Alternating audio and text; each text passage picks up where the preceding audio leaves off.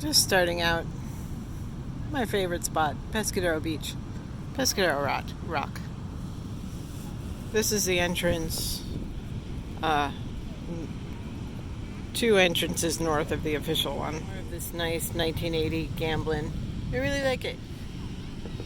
So I love these radiants for tinging skies. This is white with just a little bit of the radiant Gamblin yellow in it. And maybe some pink is lost in there as well.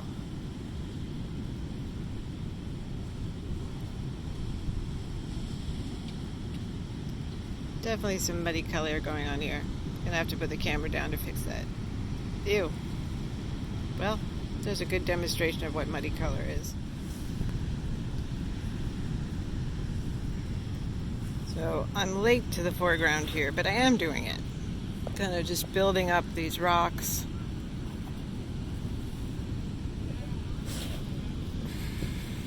And a little reflecting pond in the foreground.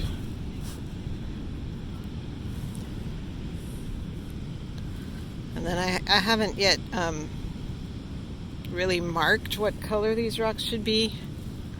So what I'm doing now is just putting in the lights and darks. And I'm going to have to really test what they are in the sun.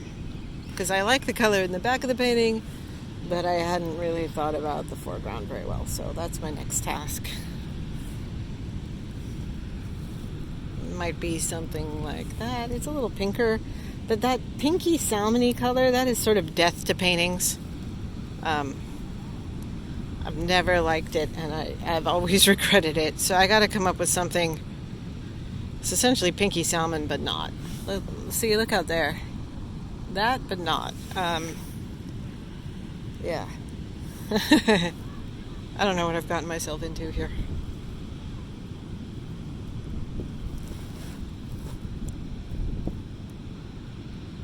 Okay, putting the camera down. Solved a few color problems, but my itty bitty brush was causing me problems, so I've bounced back into using this big one. And this is super helpful because it keeps me from starting to draw cobbles and keeps me drawing sort of the large planes and shapes of the rocks, which is so much more useful than drawing cobbles.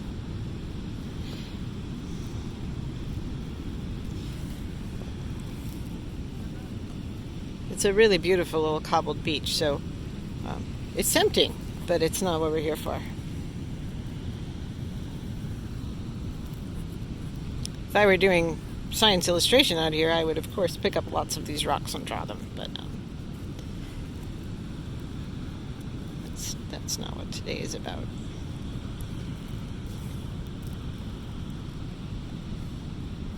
I just love this foreground tide pool because it kind of introduces you to the painting, and it also not just that, but it also sort of sets the tone for the painting. It's pretty cool that it's up here.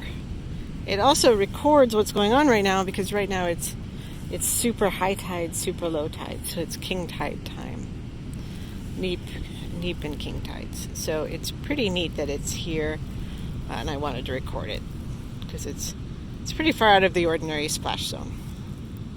All right. Another interesting note on this painting, I keep pushing back the background in order to punch the foreground. Even if I do it with a warm purple, it keeps sort of requiring it. So see how these foreground rocks jump up as I push this softer purple behind it.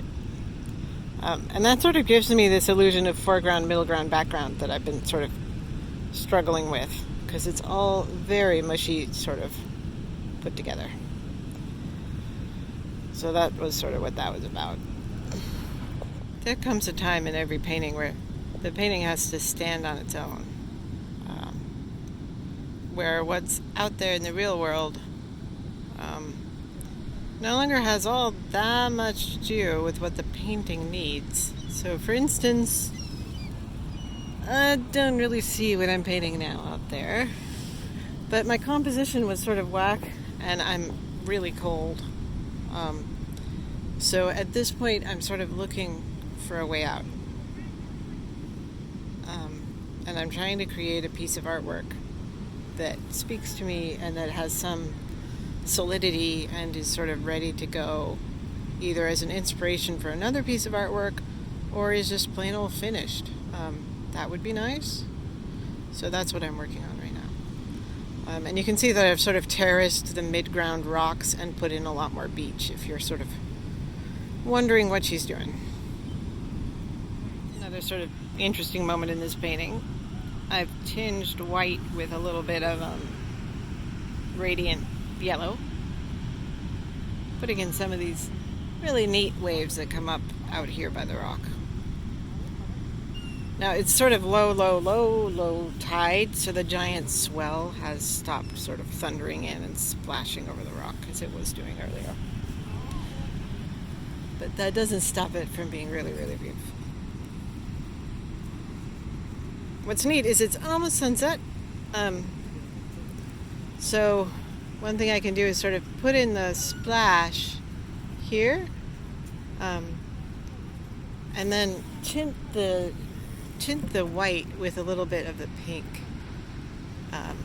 gradient, and it will actually look fairly realistic, because the sun is setting, and indeed the waves out there are literally tinged pink. So it's going to be interesting. This is radiant white and Gamblin radiant pink. Mix them together. You need a lot more white than you need the pink, so I have too much pink here over here. That's alright. Add a little bit more white.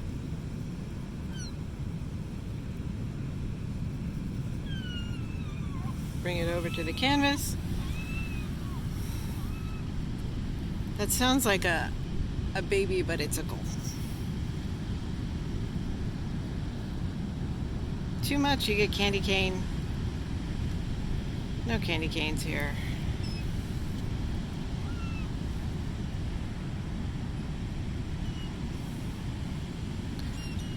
And I have noticed that if you add something weird to a painting in one spot, it's sort of required that you add that same weird thing to another spot. Otherwise, you're just going to have this sort of orphan.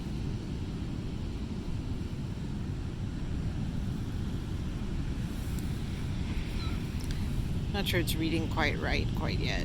And it doesn't have to be much. How about right here? Like that.